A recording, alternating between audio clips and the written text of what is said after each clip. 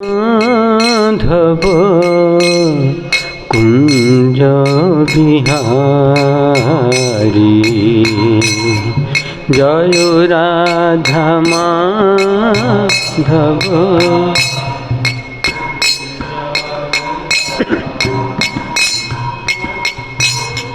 जय राधा माधव कुंज बिहारी जय राधा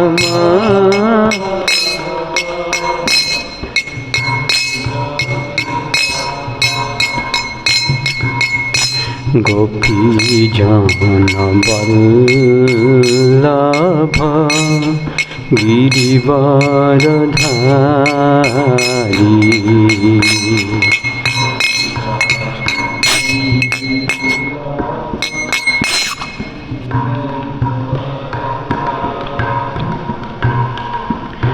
गोपी जन वल्लभ गिरिवरधारी।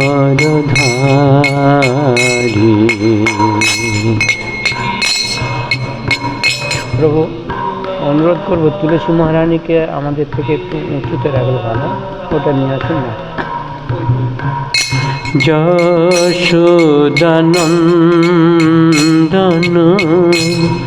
ব্রজ জনরঞ্জন যশোদা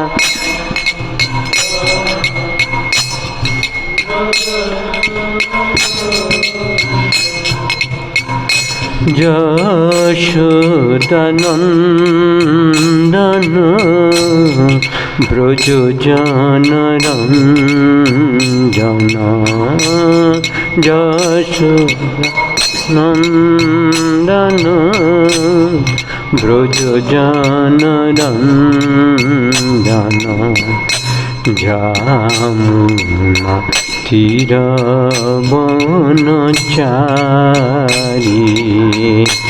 যমুনা তীরবনচারী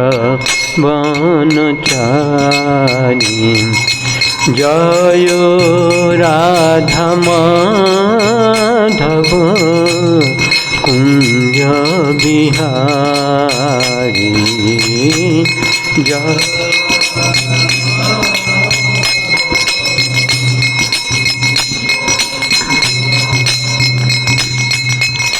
श्री कृष्ण चैतन्य प्रभु नित्यानंद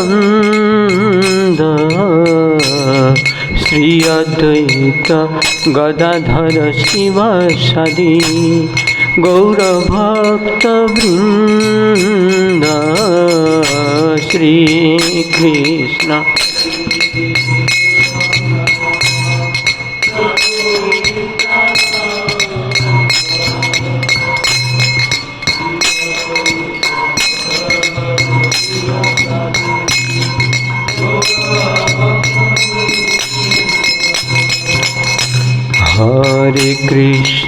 हरे कृष्ण कृष्ण कृष्ण हरे हरे हरे राम राम राम हरे हरे हरे कृष्ण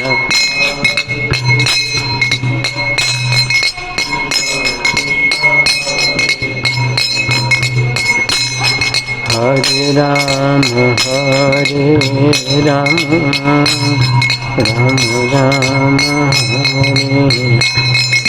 हरे हरे कृष्ण कृष्ण कृष्ण हरे हरे हरे राम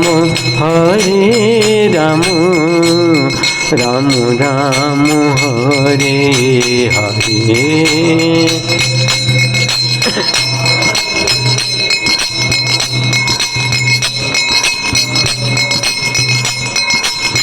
हरे Ram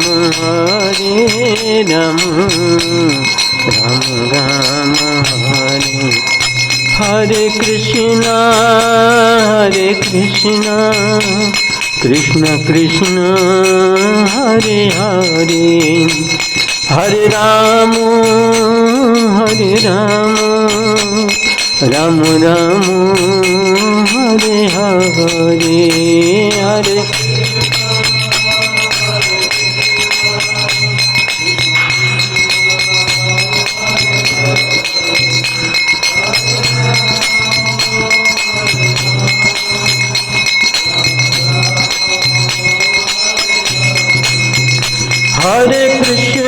Hare Krishna, Krishna Krishna, Hare Hare, Hare Rama, Rama Rama, Hare Hare, Hare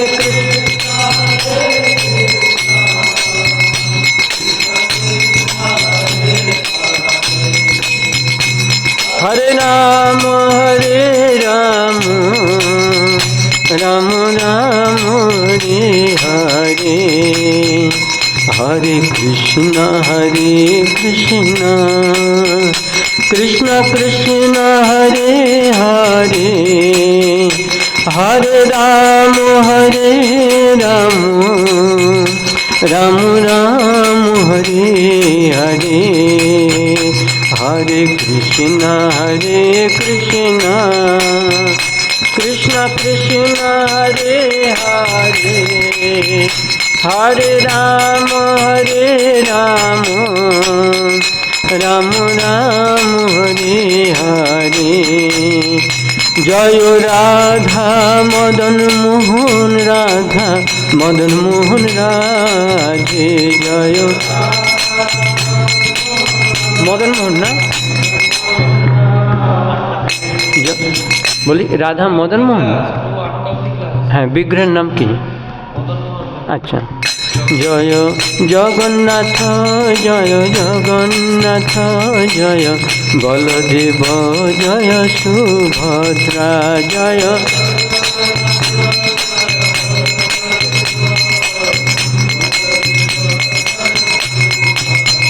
जय गौरनिताय जय गौरनिताय जय पंचोत्तता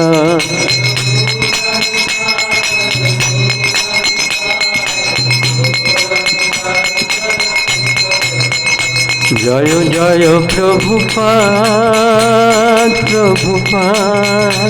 प्रभुपाद श्रील प्रभुपाद जय जय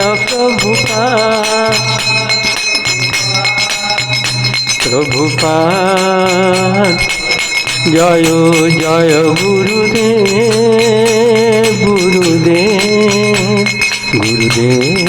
जय गुरुदेव जय गुरुदेव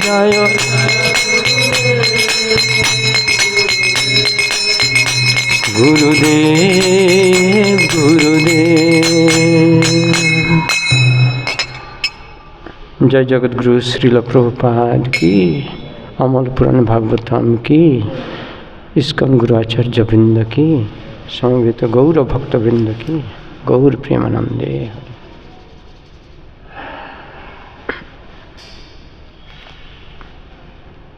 8:30 বাজে 7:30 বাজে আচ্ছা ঠিক আছে।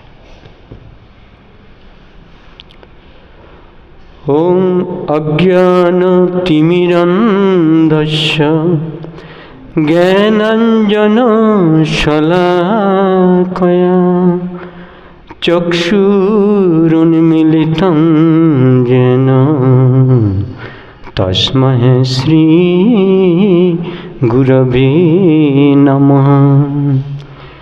श्रीचैतन्यमनोभीष्टं स्थापितं येन भूतले स्वयं रूप कदा मह्यं ददाति सपदान्तिकम्।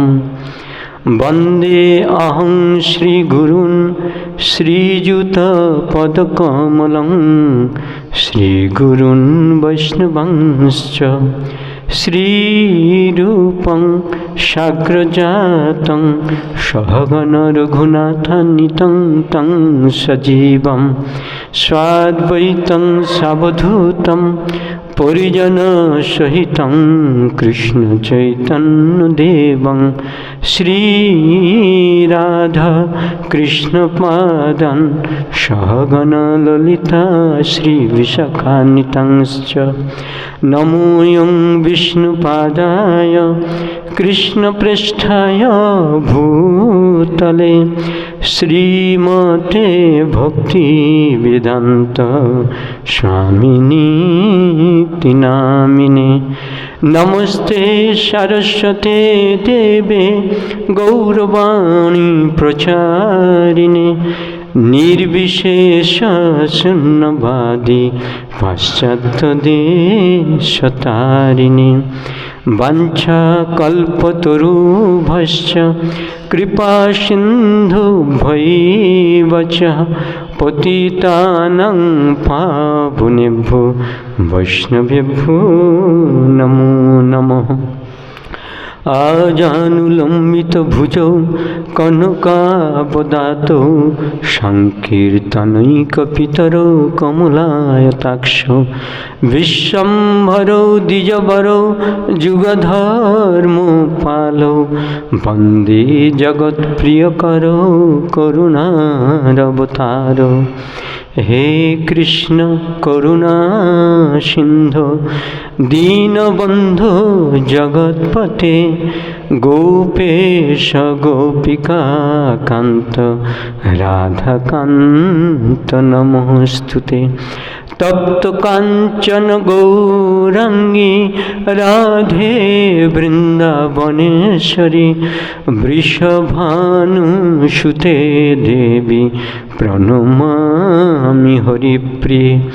বৃন্দাবৈ তুলসী দেবৈ প্রিয়াৈ কেশবস্য বিষ্ণু ভক্তি প্রদে দেবী সত্যবতী নমো নমঃ। জয় শ্রী কৃষ্ণ চৈতন্য প্রভু নিত্যানন্দ শ্রী অদ্বৈত গদাধর শ্রীবাস আদি গৌর ভক্তবৃন্দ।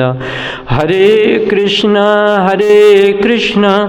কৃষ্ণ কৃষ্ণ হরে হরে হরে রাম রাম রাম হরে হরে। ওম নমো ভগবতে বাসুদেবায়।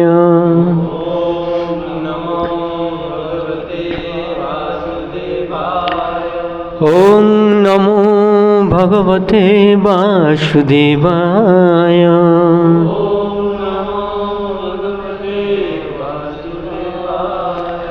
ওম নমো ভগবতে বাসুদেবায়।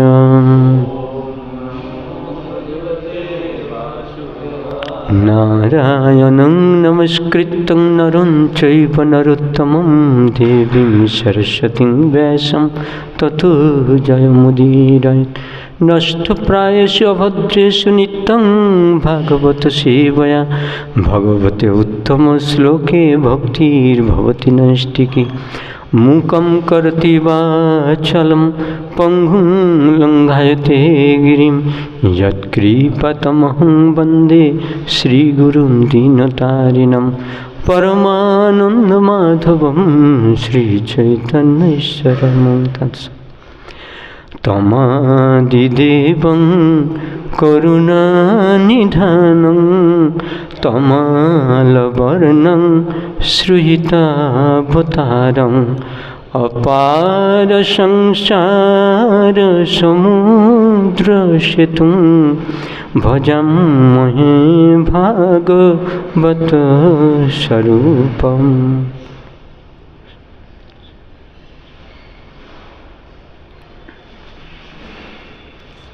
25 নম্বর শ্লোক লেখা আছে না? ঠিক আছে। প্রথমে আমরা 25 নম্বর শ্লোক পাঠ করব সবাই মিলে, তারপরে আজকে 22 থেকে 25 পর্যন্ত পড়ে তারপর তাৎপর্য পড়ব, ঠিক আছে? সকৃতং সুককন্যায়াং সকৃতং সুককন্যায়াং ব্রহ্ম দত্তম অজিজনাৎ ব্রহ্ম দত্তম অজিজনাৎ যোগীশ গোবিভার্যায়াং যোগীশ গোবিভার্যায়াং বিশক্ষেণম অধাৎ সুতম বিশক্ষেণম অধাৎ সুতম সকৃতং সুককন্যায়াং ব্রহ্ম দত্তম অজিজনাৎ যোগীশ গোবিভার্যায়াং বিশক্ষেণম অধাৎ সুতম। কৃপা করে আপনারা কেউ বলুন।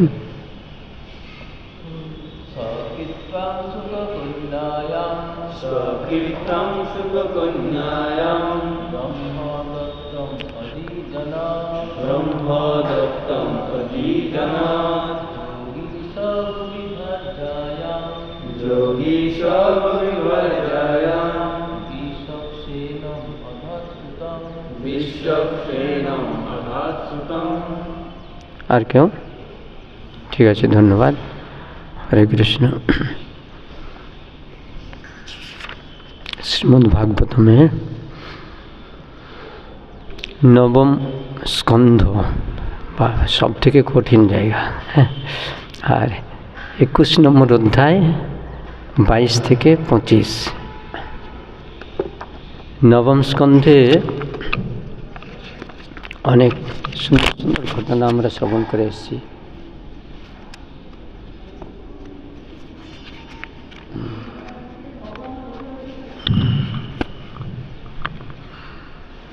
রাজা সুধর্মের তৃত্ব প্রাপ্তি, স্ত্রীত্ব প্রাপ্তি, মনুপুত্রদের বংশধর, তারপর সুকন্যা চাবন মুনির বিবাহ,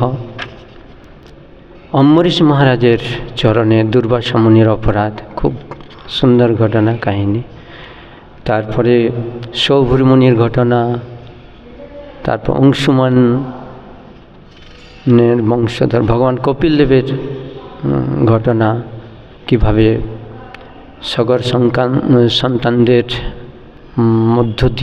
মাধ্যমে কিভাবে অংশুমান এবং সবশেষে অংশুমানের মধ্য দিয়ে গঙ্গা দেবী স্বয়ং এই ধরাধামে অবতীর্ণ এলেন, সেই ঘটনা। তারপরে ভগবান রামচন্দ্রের লীলা কথা, তারপরে ভগবান রামচন্দ্রের ঘটনার পরে পুত্র কুশের ঘটনা বলি, তার বংশ পরিচয়। তারপরে রাজা পুরুরবা, পরশুরামের কাহিনী, তারপরে যজাতির কাহিনী, ভরত মহারাজের, ভরতের বংশধর মহান ভগবত ভক্ত রন্তিদেবের ঘটনা এর মধ্যে রয়েছে। এইভাবে আমরা শ্রবণ করে এসেছি 21 অধ্যায়। তো আজকে 22 নম্বর শ্লোক থেকে 25 নম্বর শ্লোক, আমি শ্লোক অনুবাদগুলো পড়ে যাচ্ছি। অজামিড়াত বৃহদ্দিষু তস্য পুত্র বৃহদ্ধনু বৃহৎকায়স্ততস্তস্য পুত্র আসীৎ জয়দ্রথ। অনুবাদ: আজ অজমির থেকে বৃহদ্দিষু নামক পুত্র জন্মগ্রহণ করেন। বৃহদ্দিষুর পুত্র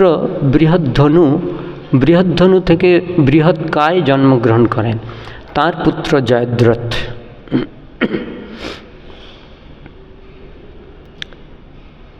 জয়দ্রথের পুত্র, আচ্ছা, তৎসুত 23 নম্বর শ্লোক, তৎসুত বিষদস্তস্য শোণজিৎ সমজায়ত রুচিরাস্য দৃঢ় হনু কাশ্য বৎসস্য তৎসুতা।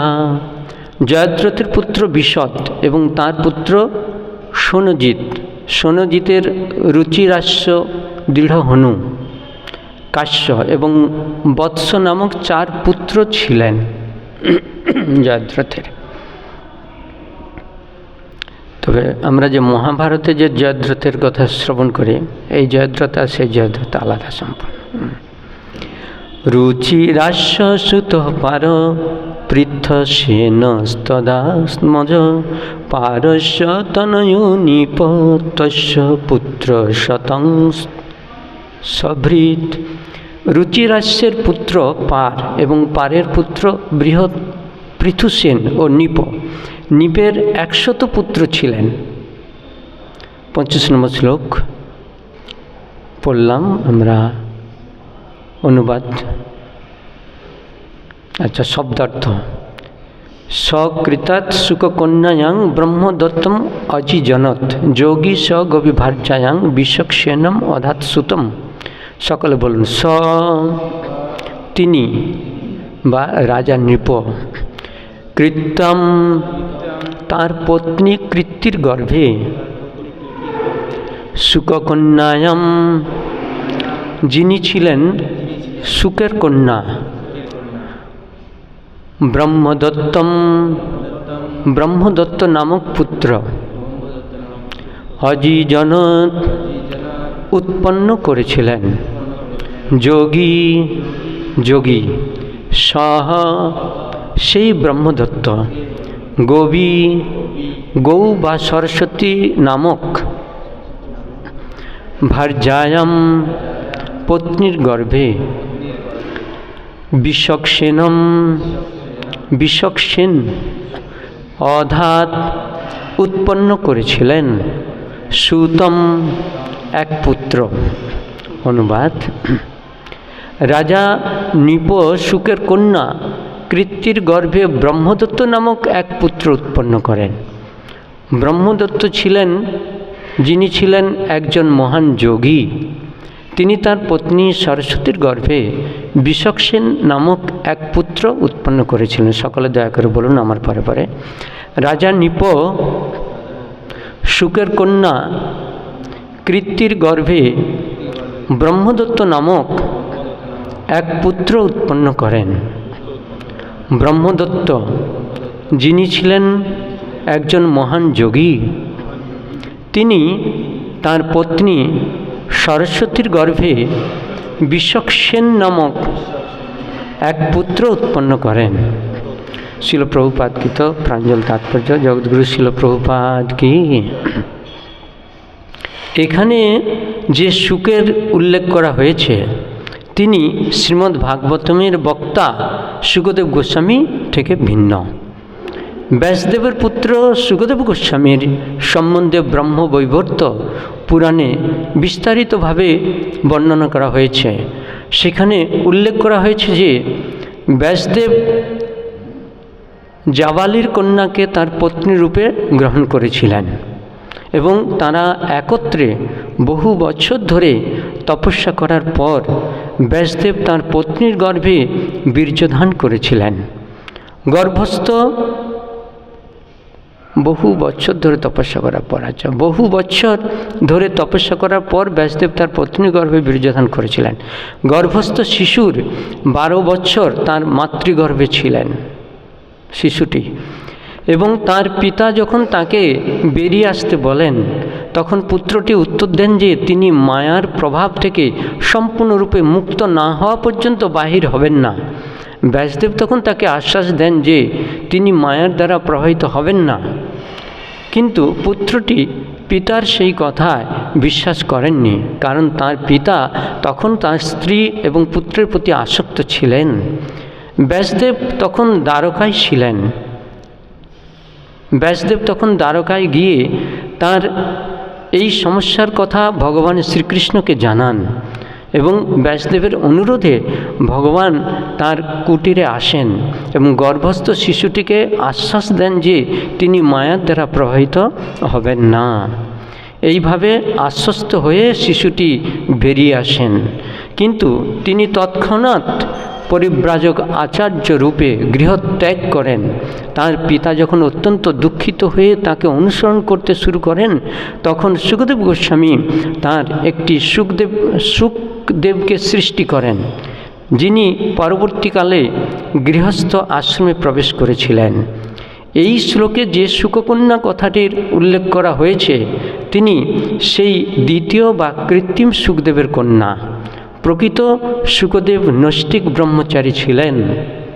প্রথমেই তাৎপর্য বলেছেন শিল প্রভুপাদ যে এখানে যে সুখের উল্লেখ করা হয়েছে, তিনি কিন্তু শ্রীমদ্ ভাগবতমের সুখদেব গোস্বামী ছিলেন না, তার থেকে ভিন্ন।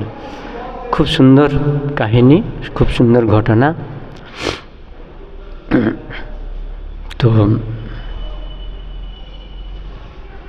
আমরা অনেক বড় বড় ভাগবতম বক্তার শ্রীমুখ থেকে এই কাহিনী প্রায় শ্রবণ করে থাকি। তো প্রথমে বলে দিই যে আমার কোনো যোগ্যতা নেই, আমি ভক্তি জীবনে অত্যন্ত নবীন। তো আর আমার শিক্ষাগত বা পাণ্ডিত্য, বিদ্যা, বুদ্ধি, ভক্তি সব দিকেই আমি অত্যন্ত নগণ্য। তো আপনাদের এই আধা ঘন্টা কি 45 মিনিট আপনাদের যে সময় দিচ্ছেন আপনারা এত কৃপা করে, তো আমার প্রতি অত্যন্ত দয়ার্দ্র হৃদয় আপনারা কৃপা করে সময় দিয়েছেন। তো আপনাদের নির্দেশ বা এই ভাগবত সেবা করে আপনাদের যাতে কৃপা আশীর্বাদ লাভ করতে পারি, পরম্পরা ধারা গুরুবর্গের এবং শিল প্রভুপাদের কৃপা আশীর্বাদ লাভ করতে পারি, ভাগবতের কৃপা আশীর্বাদ লাভ করতে পারি, তার জন্য আপনারা ভগবানের কাছে প্রার্থনা করবেন। প্রথমে আমি সর্বাগ্রে আমার পতিত পাবন গুরুদেব এবং ইস্কন গুরুবর্গের শ্রীচরণ কমলে ভক্তপূর্ণ ধন্যবাদ প্রণতি জ্ঞাপন করি এবং ওনাদের কৃপা আশীর্বাদ প্রার্থনা করি। তৎপশ্চাৎ ইস্কন প্রতিষ্ঠাতা আচার্য শিল প্রভুপাদ, যিনি এই ধরাধামে অবতীর্ণ হয়েছিলেন কেবলমাত্র শ্রীমন মহাপ্রভুর যে বাণী পৃথিবীতে আছে যত নগরাদি গ্রাম, সর্বত্র প্রচার হইবে মোর নাম, এই বাণীকে সার্থকভাবে রূপ দান দেওয়ার জন্যই যিনি জগতে অবতীর্ণ হয়ে আমাদের মতন জীবদের এই ভগবত সেবার সুযোগ দিয়েছেন এবং উদ্ধারের পথ প্রদর্শন করে গেছেন। ওনার রাতুল চরণ কমলে ভক্তিপূর্ণ ধন্যবাদ প্রণতি করে ওনার অহেতুক কৃপা আশীর্বাদ প্রার্থনা করি এবং পরম্পরা আচার্যবর্গ এবং পরমারাধ্য শ্রী শ্রী রাধা মদন মোহন, রাধা মাধব, জগন্নাথ বলদেব সুভদ্রা মহারানী, গৌরনিতাই, পঞ্চতত্ত্ব ভগবান, ওনাদের রাতুল চরণ কমলে ভক্তিপূর্ণ ধন্যবাদ প্রণতি করে ওনাদের হয়তো কৃপা আশীর্বাদ প্রার্থনা করি। তো বেশি সময় নেই, আর 10 মিনিট টাইম আছে, এর মধ্যে একটুকুখানি না বললে নয়। তো আমি বলার কোনো আমাদের যোগ্যতা নেই, কেবল তাৎপর্যটা পড়লাম কেন আমরা সবাই শুনবো বলে। তো এখানে যে কাহিনীটি বলা হয়েছে এই নবম স্কন্ধ বিশেষ করে খুব সুন্দর সুন্দর ঘটনা, কিন্তু অতি সংক্ষেপে বলে যাচ্ছেন সুখদেব গোস্বামী। তো এর কারণ হচ্ছে মূল লক্ষ্য কিন্তু কৃষ্ণ লীলাতে প্রবেশ করবেন। পরীক্ষিত মহারাজ বললেন যে হে সুখদেব গোস্বামী, হে গুরুদেব, আপনি আমাকে যেভাবে ভগবান রামচন্দ্রের ঘটনা অতি সংক্ষেপে এখানে ভাগবতম বর্ণনা করা হয়েছে, কিন্তু এইভাবে সংক্ষেপে বর্ণনা না করে আমি ভগবান শ্রীকৃষ্ণের যে লীলা কথা আমি বিস্তারিতভাবে শ্রবণ করতে চাই। এর জন্য মূল ওই ভগবানের লীলা কথাতে প্রবেশ করবেন, তার জন্য কেবল এই সমস্ত ঘটনাগুলি ছুঁয়ে ছুঁয়ে গিয়েছেন। যেভাবে উদাহরণ দিলে বোঝা যায় যে কোনো এক্সপ্রেস ট্রেন সমস্ত স্টেশনে কিন্তু দাঁড়ায় না, লোকাল ট্রেন যেভাবে দাঁড়ায়, যারা জানে তারা বুঝতে পারবে যে হ্যাঁ এখানে এই স্টেশন, ওইখানে এই স্টেশন, এইভাবে যারা জানে না তারা বুঝতেই পারবে না। এই জন্য ভাগবতমের কথা মূলত এইসবগুলো সেই এক্সপ্রেস ট্রেনের মতন একটু একটু একটু করে বলে দেওয়া হয়েছে। মূল লক্ষ্য হচ্ছে ভগবান শ্রীকৃষ্ণের লীলা কথাতে প্রবেশ করা। এখানে যে কাহিনীটির উল্লেখ করা হয়েছে, সুখদেব গোস্বামী কীভাবে এই জগতে আবির্ভূত হলেন। তো এই সুখদেব গোস্বামী কথা আমাদের এখানে উল্লেখ রয়েছে ব্রহ্মবৈবর্ত পুরাণে, বিস্তারিতভাবে এই কথা উল্লেখ রয়েছেন। এই সুখদেব গোস্বামী পূর্বে ছিলেন শ্রীমতী রাধারানীর পোষা সুখ পক্ষী, সুখ পাখি। শ্রীমতী রাধারানীর বার্তা ভগবান শ্রীকৃষ্ণের কাছে নিয়ে যেতেন, আবার শ্রীকৃষ্ণের বার্তা শ্রীমতী রাধারানীর কাছে প্রেরণ করতেন সুখ পক্ষী হিসেবে। যখন রাধারানী সেই সুখ পক্ষীকে আদর করতে যাবেন, ধরছেন, তখন তিনি বলছেন রাধে রাধে রাধে, হ্যাঁ, গান করছেন। তখন শ্রীমতী রাধারানী ঠোঁটটি টিপে ধরেছে, হে সুখ, তুমি রাধা ইতি মা বলো, রাধা রাধা বলো না, তুমি কৃষ্ণ কৃষ্ণ বলো, কেন কৃষ্ণ নামে আমার শান্তি, আমি চাই কৃষ্ণের কথা যেন শ্রবণ করতে পাই। এইভাবে রাধারানীর কাছে যখন রাধা রাধা বলছে, শ্রীমতী রাধারানী তার ঠোঁটটা টিপে শিখালেন কৃষ্ণ কৃষ্ণ বলো, তখন থেকে কৃষ্ণ কৃষ্ণ বলা শুরু হয়েছে। আবার যখন সেই সুখপক্ষী যখন ভগবান শ্রীকৃষ্ণের কাছে গেলেন, সেই কৃষ্ণ কৃষ্ণ বলা অভ্যাস হয়ে গেছে। কৃষ্ণ কৃষ্ণ যখন বলছেন, ভগবান শ্রীকৃষ্ণ সেই সুখের ঠোঁটটা টিপে ধরে বলছেন, হে সুখ, তুম কৃষ্ণ কৃষ্ণ ইতি মা বদ, কৃষ্ণ কৃষ্ণ বলো না, তুমি রাধা ইতি বদ, রাধা রাধা বলো। এখন সুখদেব সুখ বিপদে পড়ে গেছেন, যে রাধা রাধা বলবে না কৃষ্ণ কৃষ্ণ বলবেন। পরবর্তীকালে ভগবান শ্রী চৈতন্য মহাপ্রভু এসে তিনি রাধা কৃষ্ণ একজনকে হরে কৃষ্ণ মহামন্ত্র নিয়ে এলেন। তার মানে আমাদের আর কোনো সমস্যা হবে না, হরে কৃষ্ণ মহামন্ত্রের মধ্যেই রাধারানী এবং কৃষ্ণ উভয়ের নাম কীর্তন রয়েছে। যারা কৃষ্ণ কৃষ্ণ বলে তারা হচ্ছেন, কি বলা হয়, যখন তারা কৃষ্ণের ভক্ত। আর যারা রাধা রাধা বলে কীর্তন করে, বিশেষ করে ব্রজধাম বৃন্দাবনে রাধাকুণ্ডে গেলে রাধা রাধা সবাই বলে, তারাও বলে যে কৃষ্ণকে পাওয়ার জন্য রাধা রাধা নাম করছে। ঠিক আছে, রাধা রাধা নাম বললে কৃষ্ণ আসবে ছুটে, আর কৃষ্ণ কৃষ্ণ বললে রাধা আসবেন ছুটে। কিন্তু আমরা গৌড়ীয় মহাপ্রভুর ভক্তরা একসঙ্গে রাধা কৃষ্ণ হরে কৃষ্ণ যখন বলবো, তখন আমরা দুইজনকেই লাভ করতে পারবো। শিল প্রভুপাদ যে হরে কৃষ্ণ যে প্রচার করে গেলেন, শিল প্রভুপাদ ইস্কন ভক্তদের দেখলে সবাই হরে কৃষ্ণ বলে, তাই না? আবার অন্যান্য মঠে বা বৃন্দাবনে যান, সবাই রাধা রাধা বলে, এইভাবে বিভিন্নভাবে। কিন্তু আমাদের যে এই পথ দিয়ে গেছেন, এটা হচ্ছে একবারে নিগুড়, এবার মানে ধ্রুব, একবারে সুন্দর সত্য। এর উপরে আর কিছু সত্য নেই। আমরা গৌড়ীয়রা রাধা কৃষ্ণ যুগল ভজন করতে এসেছি, এই জন্য হরে কৃষ্ণ মহামন্ত্রটাই হচ্ছে বেস্ট। হরে মানে হে ভগবান শ্রীকৃষ্ণের আল্লাহ দিনী শ্রীমতী রাধারানী, আর কৃষ্ণ মানে হে সর্বাকর্ষক ভগবান শ্রীকৃষ্ণ, আপনার কৃপাপূর্বক আপনাদের প্রেমময়ী সেবায় নিযুক্ত করুন। এইভাবে হরে কৃষ্ণ মহামন্ত্র। রাম মানে আনন্দদায়ক, ভগবান শ্রীকৃষ্ণকেও রাম বলা হচ্ছে, আবার কোথাও কোথাও বলরামকেও বলা হচ্ছে, কোনো অসুবিধা নেই। তো এখানে সুখদেব গোস্বামী সেই সুখপক্ষী যখন মহাদেব পার্বতীকে ভাগবত কথা শ্রবণ করেছেন, ভগবান শ্রীকৃষ্ণের কথা শ্রবণ করেছিলেন, সেই সুখপক্ষী উড়ে এসে মহাদেবের শ্রীমুখ থেকে গাছের ডালে বসে চুপচাপ ভাগবত কথা শ্রবণ করেছিলেন, ভগবানের কথা শ্রবণ করছিলেন। যখন আপনারা শুনেছেন হয়তো সেই ঘটনা, তো মহাদেবের কাছে দুর্গা মা বসে হরিকথা কৃষ্ণ কথা শ্রবণ করছেন, আর মহাদেব বলেই যাচ্ছেন। তবে মহাদেবের একটা ছিল, পয়েন্ট ছিল যে তুমি সবসময় বলবে, কেন আমি এই কথাতে এতটাই ডুবে যাব, আমি বুঝতে পারবো না তুমি শুনছো কি শুনছো না। লীলা কথার মধ্যে এতই মনোনিবেশ হয়, টাইম হয়েছে যায়। তো এই জন্য বলছিলেন, বলতে বলতে দুর্গা মাতা কখন নিদ্রা দেবী এসে ভর করেছে, ঘুমিয়ে গেছেন। তখন ওই শুকপক্ষী যে গাছের ডালে বসে শ্রবণ করছিলেন, তখন ভাবলো, বাহ, মাতা দুর্গা তো ঘুমিয়ে যাচ্ছেন, এখন তো তবে হরিকথা আর শুনতে পাবো না। যাতে শুনতে পান উনি কী করলেন, এই দুর্গা মায়ের কণ্ঠস্বর নকল করে উনি হু হু দিচ্ছেন গাছের ডালে বসে। আর মহাদেব তো মোহিত হয়েই ভগবানের কথা বলেই যাচ্ছেন।